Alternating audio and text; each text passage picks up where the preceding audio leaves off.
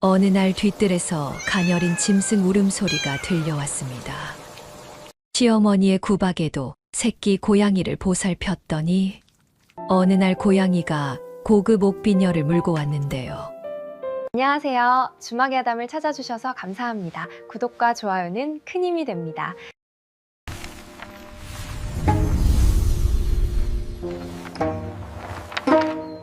비가 추적추적 내리고 찬 바람이 옷깃을 파고드는 스산한 늦가을 밤이었습니다. 어느 으리으리한 기와집 뒤뜰에서 처량하고 가녀린 짐승의 울음소리가 희미하게 들려왔습니다. 평소 시어머니의 모진 시집살이에 시달리며 그날도 저녁을 굶은 채 늦게까지 허드레시를 하던 며느리는 그 소리에 가만히 귀를 기울였습니다. 에옹, 에옹. 이 밤중에 무슨 소리지? 필시 길 잃은 어린 짐승의 소리 같은데. 소리가 나는 어두컴컴한 장독대 구석으로 다가가 보니 태어난 지 얼마 안 되어 보이는 조그만 새끼 고양이 한 마리가 진흙탕 속에 쓰러져 비를 맞으며 바들바들 떨고 있었습니다. 며느리는 가엾은 마음에 얼른 다가가 자신의 거친 치마폭으로 핏덩이 같은 고양이를 감싸 안았습니다. 아이고, 가엾어라. 털이 다 젖어 얼음장 같구나. 이 춥고 험한 밤에 어미도 없이 어쩌다 얘까지 왔누. 차갑게 식어가던 고양이는 며느리의 따뜻한 품에 얼굴을 파묻으며 가늘게 숨을 내쉬었지요. 바로 그때였습니다. 안방문이 벌컥 열리더니 시어머니의 날카로운 목소리가 밤 공기를 가르고 날아왔습니다. 내 인연, 밤잠도 안 자고 밖에서 무얼 그리 바스락거리는 게냐. 밤중에 어딜 쏘다니느냐며 호통을 치던 시어머니는 며느리 품에 안긴 짐승을 보고는 기겁을 하며 소리쳤습니다. 아니, 저게 무엇이냐. 재수 없게 어디서 눈에 불을 켜는 요물을 집안에 들이려 해. 당장 그 흉측한 것을 담장 밖으로 내다 버리지 못할까. 시어머니의 매몰찬 삿대질과 불호령의 며느리는 화들짝 놀라며 고양이를 안은 채 바닥에 엎드려 눈물로 빌었습니다. 어머니, 밖이 이리도 찬데 지금 저 담장 밖에 버리면 이 어린 핏덩이는 당장 얼어 죽고 맙니다요. 제발 목숨만 붙어 있게 오늘 밤만이라도 거두어 주셔요. 듣기 싫다. 요망한 짐승이 굴러들어오면 가세가 기우는 법이야.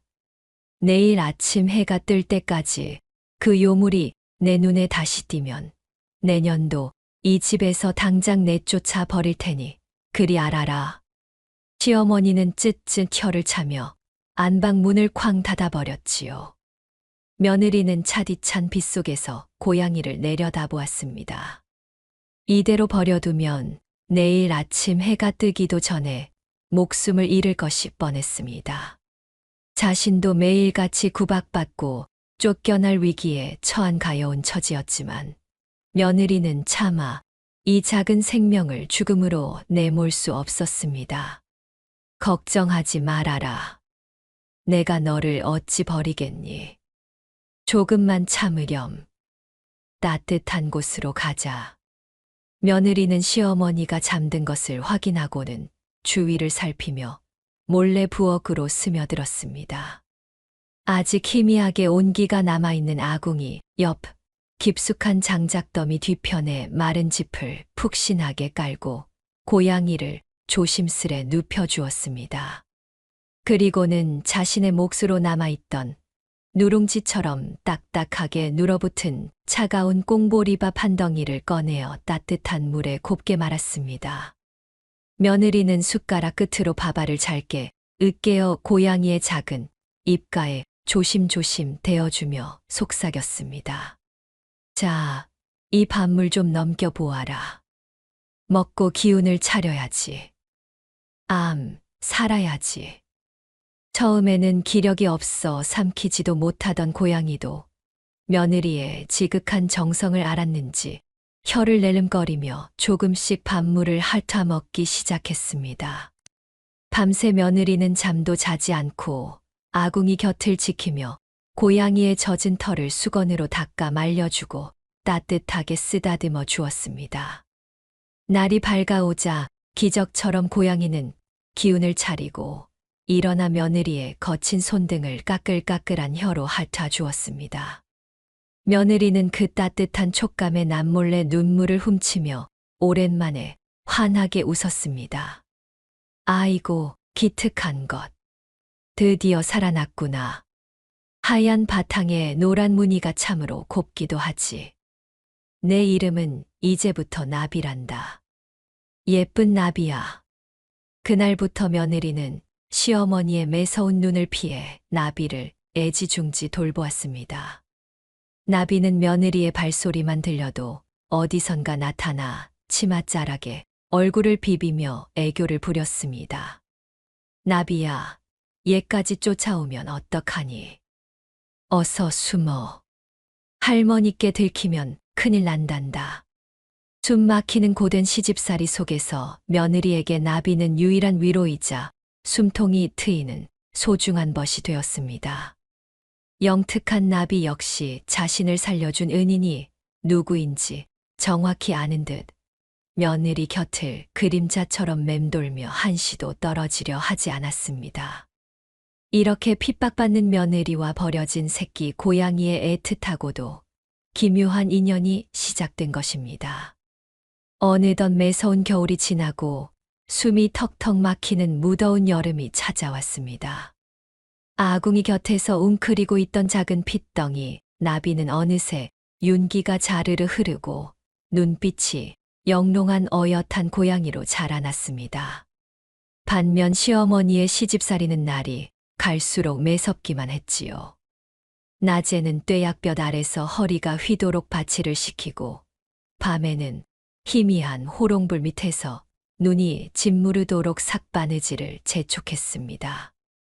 내 인연 밥벌레 마냥 축내지만 말고 이 비단옷이나 동트기 전까지 다 지어 놓아라. 한 땀이라도 성기면 국물도 없을 줄 알아. 시어머니의 불호령이 떨어지면 며느리는 그 전에 어머니하고 고개를 푹 숙일 뿐이었습니다.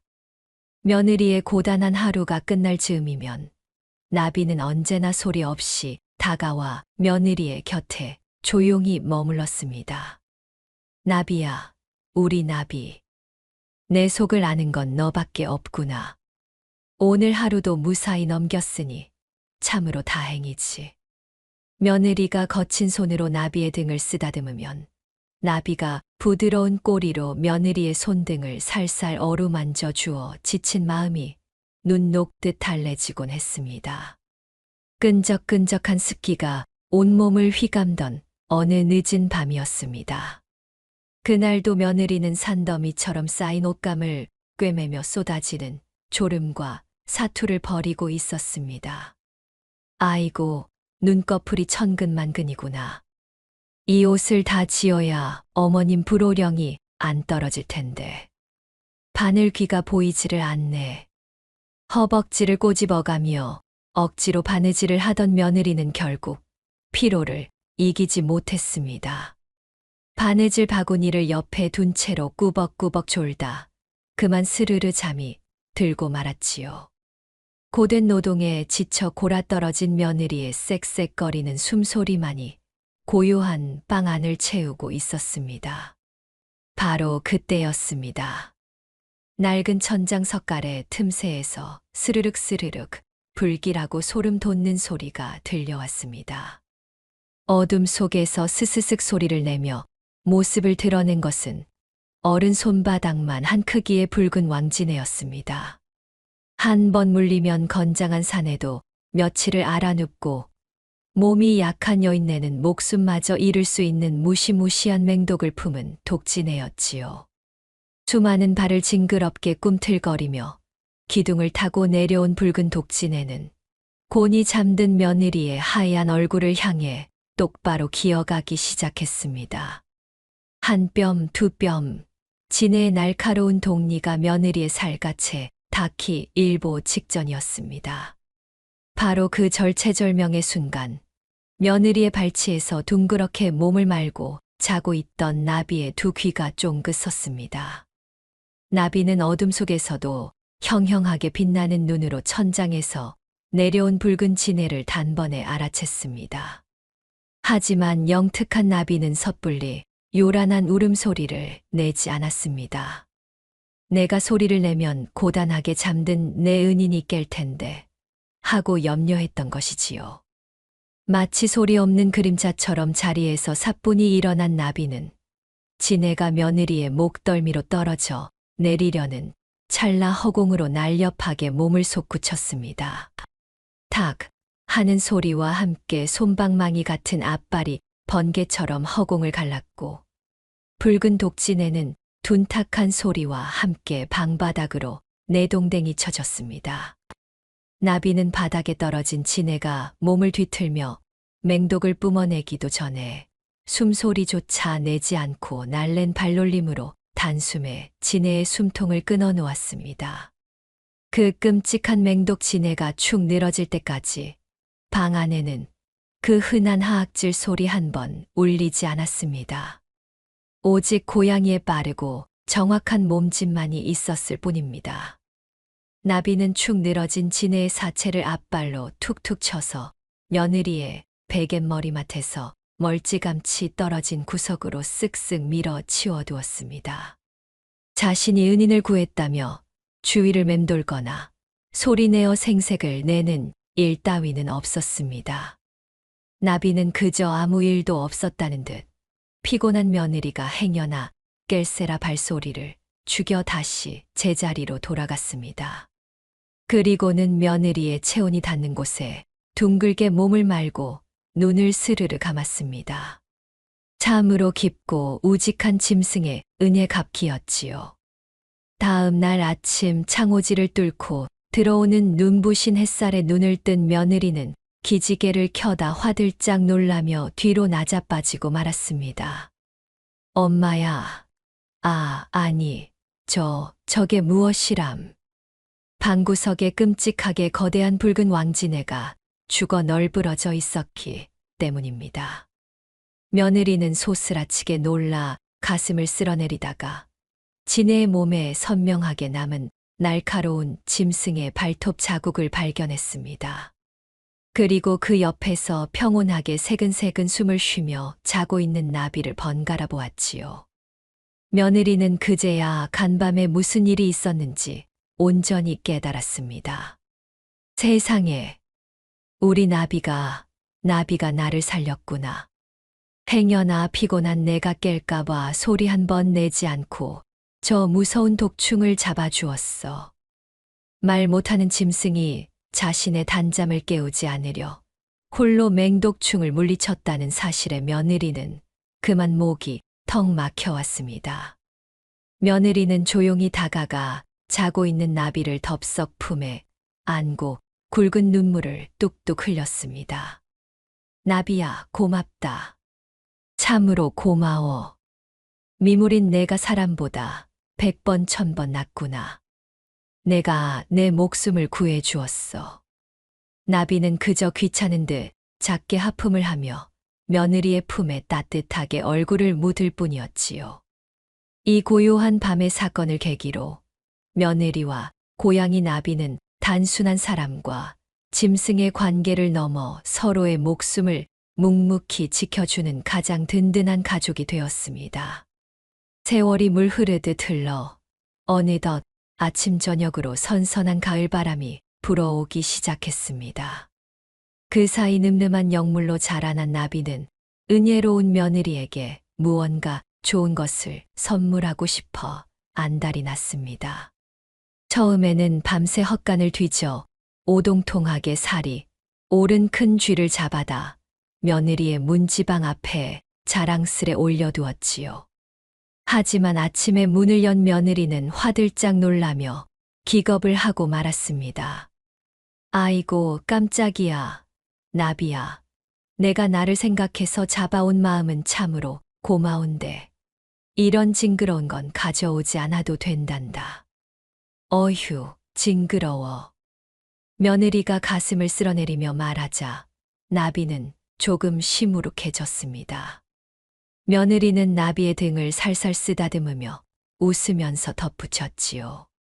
우리 예쁜 나비, 이왕 선물을 줄 거면 쥐 말고 반짝반짝하고 예쁜 것이면 더 좋겠구나. 그 말을 들은 나비는 귀를 쫑긋 세우며 아하, 우리 은희는 징그러운 것 말고 반짝이고 예쁜 걸 좋아하는구나 하고 찰떡같이 알아들었지요. 그날부터 밤이 이슥해지면 나비는 예쁘고 반짝이는 것을 찾기 위해 소리 없이 이웃 마을의 지붕과 담장을 넘나들곤 했습니다. 그러던 어느 날 밤이었습니다. 지붕을 타며 이리저리 돌아다니던 나비는 이웃 마을에서 피도 눈물도 없기로 소문난 악독한 부잣집 김마님의 거처 앞을 지나게 되었지요. 마침 김마님은 가난한 소장농 최씨 집 대문 앞에서 행패를 부리고 나오는 길이었습니다. 최씨가 봄에 빌려간 쌀 몇 줌의 이자를 도저히 갚지 못하자 그 집안에서 대대로 며느리에게 물려주던 귀한 갑오를 억지로 빼앗아 들고 나온 것이었지요. 마님, 제발 그것만은 돌려주십시오. 제 어미가 시집 올 때 물려받은 유일한 유품이옵니다. 쌀은 내년 가을에 뼈가 부서져라 이래서 이자 쳐서 다 갚겠사오니 제발 그 비녀와 놀이개만은 돌려주시옵소서. 눈물 콧물을 쏟으며 바닥에 엎드려 바짓가랑이에 매달리는 가엾은 소장농을 김마님은 화려한 비단신을 신은 발로 무참히 걷어차 버렸습니다. 이리 비키지 못할까? 빌린 쌀을 갚지 못했으니 죗값은 치러야 하는 법이다. 영롱하게 푸른 빛이 도는 이 최고급 옥비녀와 어둠 속에서도 눈이 부시도록 찬란하게 빛나는 이 순금 삼장놀이개는 이제부터 이 김마님의 것이니라. 어디서 감히 거지 발사개 같은 놈이 귀한 내 옷자락에 손을 대어.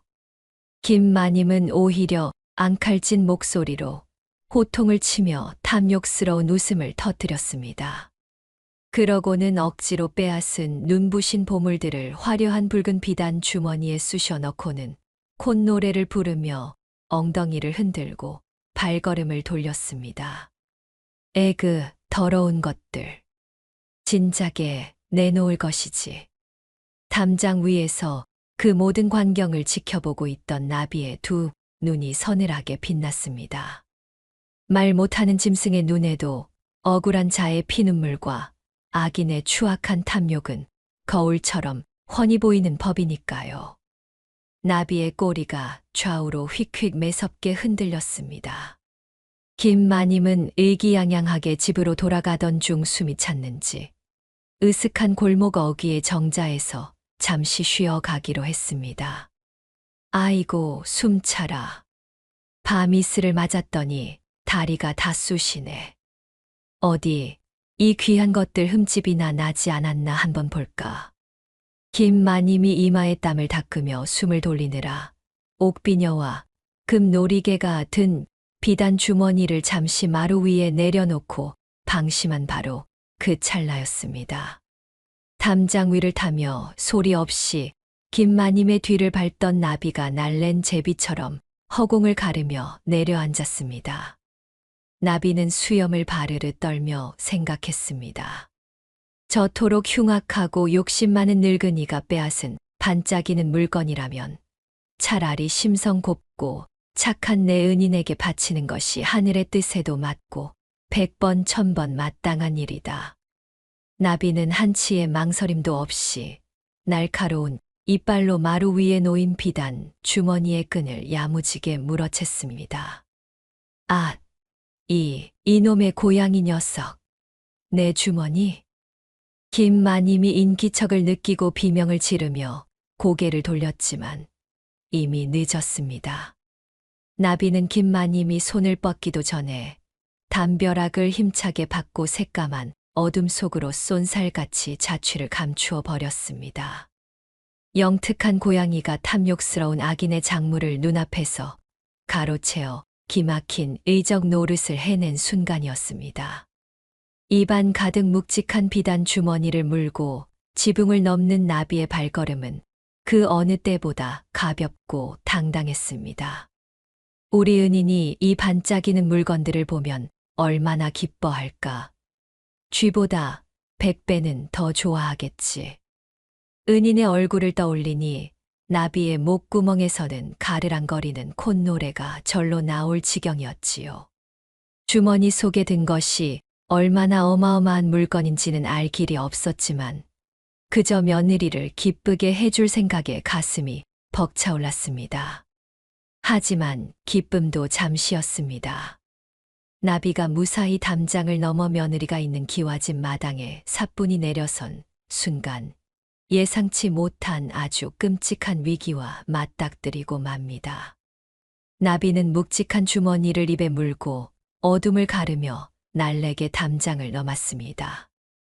은인인 우리 아씨가 이 반짝이는 걸 보면 얼마나 기뻐할까. 야옹. 은인인 며느리에게 예쁜 것을 바칠 생각에 꼬리가 하늘을 찌를 듯 한껏 솟아올라 있었지요. 그런데 며느리의 방문 앞으로 발소리를 죽여 조심조심 다가가던 중이었습니다. 아이고, 삭신이야. 이놈의 집구석은 밤만 되면 뼈골이 시려 잠도 안 오고 저 게으른 며느리녀는 제 방에서 새근새근 잘도 자빠져 자는구나. 마당 구석에서 밤잠이 없어 뒤척이던 시어머니가 혼잣말을 툴툴거리며 서성이고 있었던 것입니다. 어둠 속에서 담장을 넘어온 고양이의 실루엣을 발견한 시어머니는 대뜸 눈에 쌍심지를 켰습니다. 아니, 저 요망한 짐승이 한밤중에 어딜 싸돌아다니다 기어들어오는 게야. 밤이슬 맞고 돌아다니는 꼴을 내 눈에 띄게 하다니 재수 없게시리. 갑자기 날카로운 호통 소리가 나며 마당 구석에서 시커먼 그림자 하나가 쑥 나타나더니 마당을 쓸던 몽당 빗자루를 매섭게 휘둘렀습니다.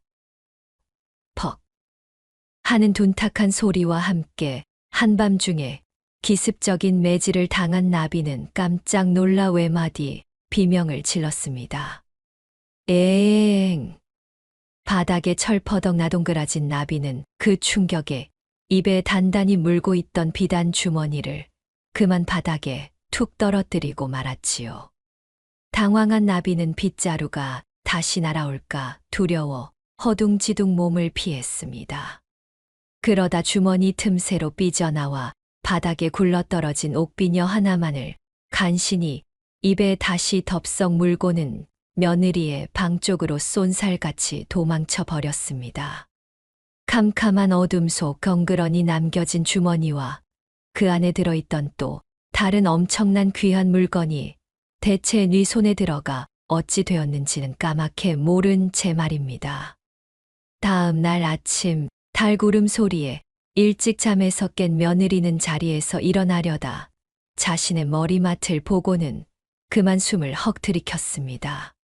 아니, 이게 대체 무엇이람. 머리맡에는 영롱하게 푸른빛을 뿜어내는 최고급 옥비녀가 고운 자태를 뽐내며 놓여 있었습니다. 며느리는 믿기지 않는다는 듯 눈을 비비며 그 곁을 돌아보았습니다.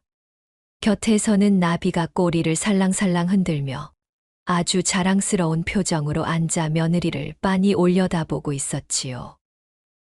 야옹. 마치 어때요? 내가 구해온 반짝이는 물건이 마음에 드나요? 하고 묻는 듯 했습니다. 며느리는 일전에 쥐 대신 반짝이고 예쁜 것을 가져오라 농담처럼 던졌던 말을 떠올렸습니다. 세상에, 나비야. 설마 내가 어젯밤에 이걸 물어온 것이니? 내 말을 참말로 알아듣고 이리 귀한 물건을. 평생 구경조차 해본 적 없는 눈부신 옥비녀의 자태에 며느리는 잠시 넋을 잃었지만 이내 등줄기에 식은땀이 흐르며 정신을 번쩍 차렸습니다. 아무리 미물이 몰래 물어온 것이라지만 이건 보통 물건이 아니야. 필시 어느 지체 높은 댁마님이나 귀한 아기씨의 물건일 텐데. 심성이 고운 며느리는 이토록 귀한 물건을 잃어버리고 애간장을 태우며 식음을 전폐하고 있을 주인의 억울한 얼굴이 먼저 떠올랐습니다. 며느리는 나비의 부드러운 털을 쓰다듬으며 다정하지만 단호하게 타일렀습니다. 나비야, 나를 생각해서 이리 예쁜 걸 가져다 준 마음은 참으로 고맙고 기특하단다. 하지만 이렇게 남의 귀한 물건을 함부로 가져오면 큰일이 나. 주인이 얼마나 애타게 찾고 있겠니? 어서 돌려주어야 해. 며느리는 행여나 안방에서 나오실 시어머니의 매서운 눈에 뜰새라 옥비녀를 치마폭 깊숙한 곳에 조심스레 꽁꽁 숨겨두었습니다. 어머님이 이걸 보시면 또 무슨 생트집을 잡아 나를 도둑으로 몰아 내쫓으려 하실지 몰라. 며느리는 서둘러 먹을 갈고 붓을 들어 옥비녀의 생김새를 한지에 곱게 적어 내려갔습니다. 뉘신지 모르나 영롱한 푸른빛이 도는 귀한 옥비녀를 잃어버리신 분은 이리로 와서 찾아가시옵소서. 착하고 정직한 마음을 꾹꾹 눌러 담아 사람들이 가장 많이 오가는 관아 앞과 저작거리, 벽보의 주인을 찾는다는 방을 내다 붙였지요. 방을 무사히 붙이고 집으로 돌아온 며느리는 그제야 속으로 놀란 가슴을 쓸어내렸습니다. 휴, 이제 주인이 방을 보고 찾아오시기만 하면 다 해결될 거야. 참으로 다행이지. 주인이 무사히 비녀를 찾아가면 고양이의 작은 장난도 쥐도 새도 모르게 조용히 덮어질 수 있을 거라 순진하게 믿었던 것입니다. 며느리는 마루 밑 어두운 그늘에서 꾸벅꾸벅 평화롭게 졸고 있는 나비를 보며 빙글의 안도의 미소를 지었습니다. 하지만 가엾은 며느리는 꿈에도 몰랐습니다. 자신이 방금 내다 붙인 그 작은 종이 한 장이 며느리의 숨통을 무참히 옥죄어 올 무시무시한 폭풍우를 몰고 올 것이라는 사실을 말입니다. 그리고 간밤에 나비가 마당에 떨어뜨린 비단 주머니 속에 이 옥비녀 말고도 사람의 눈을 뒤집히게 만들 만큼 어마어마한 값어치의 보물이 하나 더 들어있었다는 끔찍한 비밀조차 알지 못했지요.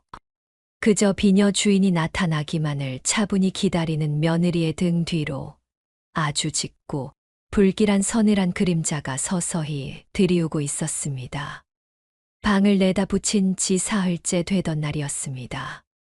평화롭던 기와집 마당 밖에서 갑자기 쿵쿵거리는 요란한 발걸음 소리와 함께 으리으리한 가마 한 채가 멈춰 서는 소리가 들려왔습니다.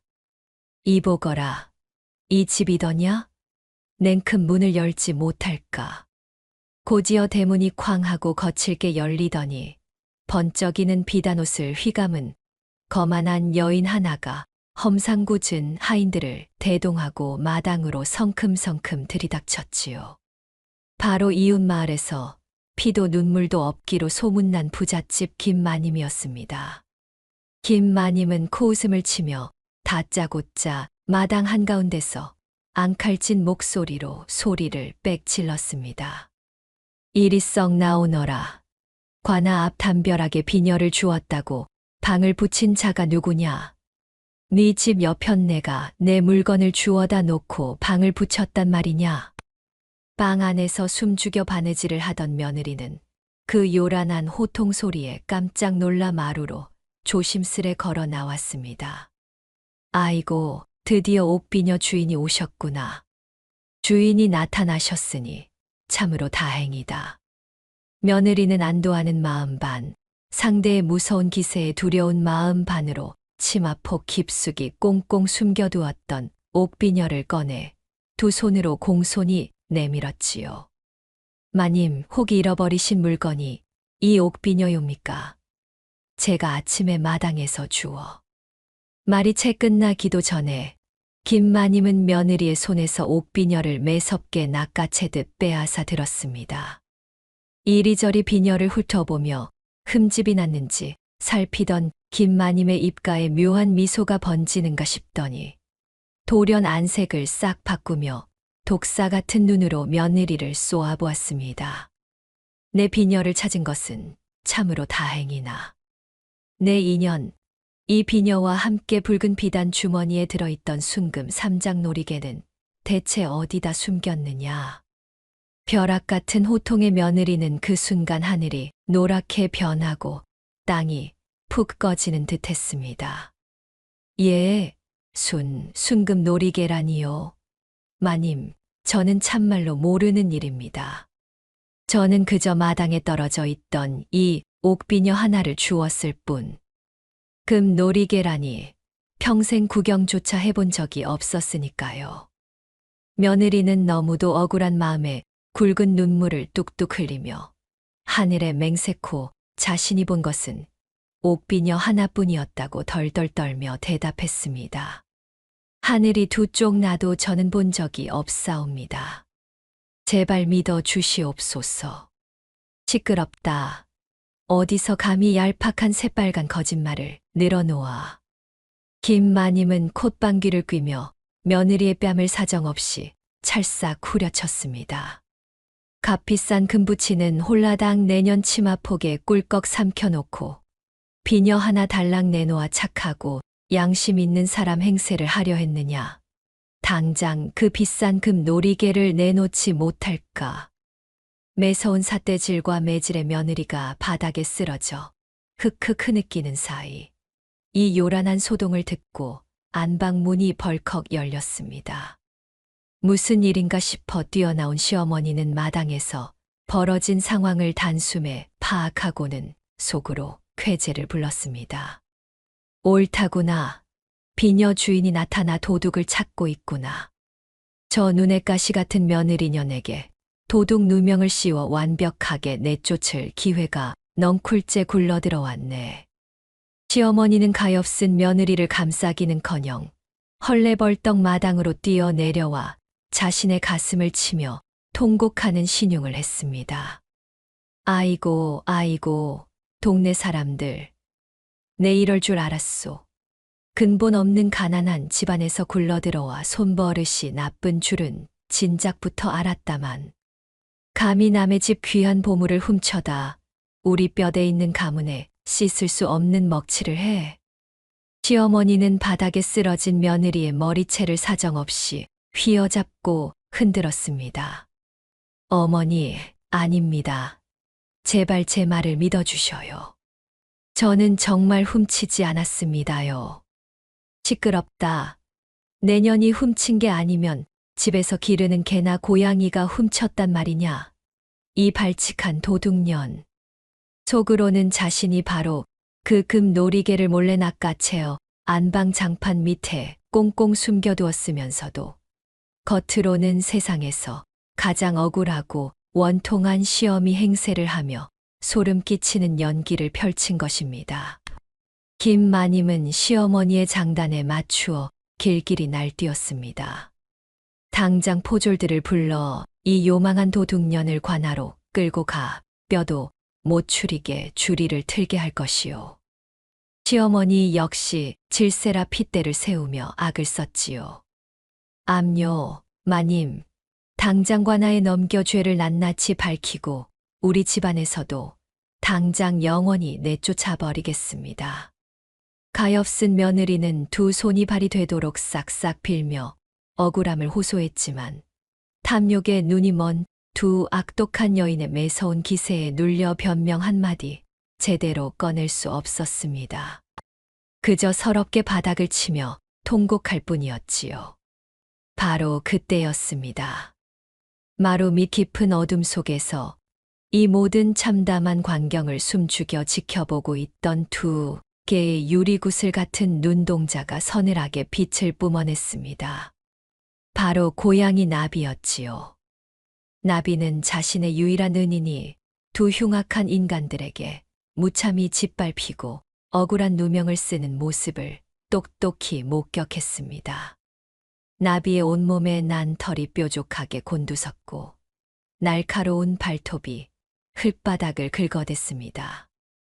목구멍 깊은 곳에서는 분노에 찬 나지막한 으르렁거림이 부글부글 끓어오르고 있었습니다. 감히 내 은인을 건드리다니 가만두지 않겠다. 진짜 도둑이 누구인지 내가 밝혀주마. 말 못하는 영물이 드디어 억울한 은인을 위해 무서운 반격에 나설 차례가 온 것입니다. 억울한 누명을 쓴 며느리가 꼼짝없이 포졸들에게 끌려가게 생긴 절체절명의 순간이었습니다. 아이고, 억울합니다. 마님, 어머니, 저는 참말로 모르는 일입니다요. 며느리가 두 손이 발이 되도록 바닥을 치며 울부짖었지만 김마님은 눈 하나 깜짝하지 않았지요. 끌고 가라. 당장 저 발칙한 년을 관하로 끌고 가서 주리를 틀어라. 시어머니도 옆에서 맞장구를 치며 악을 썼습니다. 암요, 저런 몹쓸 도둑년은 콩밥을 먹고 뼈가 부러져 봐야 제정신을 차리지요. 아이고, 우리 집안 망하네. 마당은 김마님의 호통 소리와 시어머니의 거짓 통곡 소리, 그리고 며느리의 애달픈 울음소리로 그야말로 아수라장이 되어 있었지요. 바로 그때였습니다.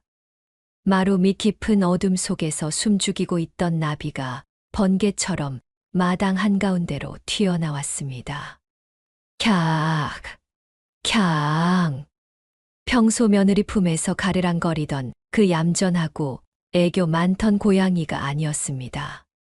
온몸의 털을 밤송이처럼 빳빳하게 곤두세우고 두 눈에서는 시퍼런 불꽃을 튀기며 귀청이 떨어져라 기괴하고 날카로운 울음소리를 토해냈습니다. 영물의 분노가 폭발한 것이지요. 사람들이 갑작스러운 짐승의 무서운 기세에 놀라 저 고양이가 미쳤나 하고 뒷걸음질을 치며 주춤하는 사이 나비는 며느리를 감싸는 대신 쏜살같이 방향을 틀어 안방으로 뛰어들어갔습니다. 그곳은 바로 시어머니가 지내는 방이었지요. 열린 문틈으로 번개처럼 뛰어든 나비는 시어머니가 세상에서 가장 아끼는 화려한 원앙금침 이불 위로 펄쩍 날아올랐습니다. 그러고는 날카로운 이빨과 발톱으로 비단 이불을 자비 없이 마구 물어뜯고 파헤치기 시작했습니다. 북국, 부악. 비단 찢어지는 소리가 요란하게 방 안을 울렸습니다. 마당에서 그 꼴을 본 시어머니의 얼굴이 순식간에 하얗게 사색이 되었습니다. 아이고, 저 요망한 짐승이 미쳐서 내 귀한 비단 이불을 다 찢어 놓는다. 내 이불, 내 원앙금침. 시어머니는 하얗게 질린 얼굴로 비명을 지르며 방바닥에 있던 몽당 빗자루를 집어들고 안방으로 허둥지둥 달려갔습니다. 이놈의 고양이 썩 꺼지지 못할까. 당장 때려 죽일 테다. 방 안으로 뛰어든 시어머니가 펄쩍펄쩍 뛰며 빗자루를 휘둘렀지만 나비의 행동은 거기서 멈추지 않았습니다. 갈갈이 찢긴 이불을 뒷발로 힘껏 걷어차 버린 나비는 이불 밑에 꽁꽁 감춰져 있던 장판에 벌어진 틈새를 향해 미친 듯이 앞발을 놀리기 시작했습니다. 박박, 바바박. 쉴 새 없이 바닥을 긁어대는 소리가 섬뜩하게 방 안을 울렸습니다. 그 소리를 들은 시어머니는 등줄기를 타고 흐르는 서늘한 식은땀에 그만 숨이 턱 막히고 말았습니다. 안 돼. 거긴 안 된다. 내가 그 비싼 금 놀이개를 숨겨둔 곳인데 저 짐승이 어떻게 알고. 바로 그 장판 밑이 간밤에 시어머니가 나비에게서 금 놀이개를 몰래 빼앗아 꽁꽁 숨겨둔 곳이었으니까요. 시어머니는 사시나무 떨듯 덜덜 떨며 나비를 내리치려 했지만 다리에 힘이 풀려 털썩 주저앉을 지경이 된 늙은 시어머니가 영물인 고양이의 날랜 몸놀림을 당해낼 턱이 없었습니다. 찰나의 순간 바닥을 파헤치던 나비의 입에 무언가 번쩍이는 것이 덥석 물려 올라왔습니다. 그것은 어두운 방 안에서도 눈이 부시도록 찬란하게 황금빛을 뿜어내는 바로 그 순금 삼장 놀이개였습니다. 나비는 놀이개를 입에 야무지게 단단히 물고는 넋을 잃고 입만 뻐끔거리는 시어머니를 유유히 지나쳐 다시 마당으로 걸어 나왔습니다. 꼬리를 바짝 치켜 세운 참으로 당당한 걸음걸이였지요. 그러고는 넋이 나간 듯 주저앉아 눈물만 흘리는 며느리와 두 눈을 동그랗게 뜨고 얼어붙은 김마님 앞으로 다가가 입에 물고 있던 금 놀이개를 바닥에 툭 하고 뱉어 놓았습니다. 쨍그랑 맑고 영롱한 쇳소리와 함께 방금 전까지 악을 쓰며 아수라장이었던 마당에는 일순간 쥐 죽은 듯한 숨 막히는 정적이 흘렀습니다. 바닥에 나뒹구는 영롱한 금 놀이개를 본 김마님은 떡 벌어진 입을 다물지 못하고 더듬거렸습니다. 아니. 저것은 분명 내 금 놀이개가 아니더냐? 어찌하여 저 짐승이 시엄이 방구석에서 저걸 물고 나온단 말이냐? 분명 며느리가 훔쳤다며 뺨을 때리고 길길이 날뛰었는데 정작 잃어버린 보물이 시어머니의 안방 장판 밑에서 그것도 며느리가 키우는 고양이의 입을 통해 튀어나왔으니 기가 막히고 코가 막힐 노릇이었지요. 방금 전까지 며느리의 머리채를 잡고 독사처럼 삿대질을 해대던 시어머니는 방문턱에 털썩 주저앉아 덜덜 떨기 시작했습니다. 아이고, 망했다. 다 끝났어. 탐욕에 눈이 멀어 짐승이 흘린 보물을 몰래 훔치고 죄 없는 가엾은 며느리에게 끔찍한 도둑 누명까지 씌워 내쫓으려 했던 시어머니의 추악한 자작극이 만천하에 들통나는 참으로 통쾌하고도 기막힌 순간이었습니다. 마당에 내동댕이 쳐진 금 놀이개를 두고 모두가 넋을 잃고 얼어붙어 있던 바로 그 순간이었습니다. 징. 바깥에서 요란한 징소리와 함께 고을 원님인 사또가 포졸들을 거느리고 위풍당당하게 대문을 열고 들어섰습니다. 동네가 떠나가라. 이 무슨 소란이냐.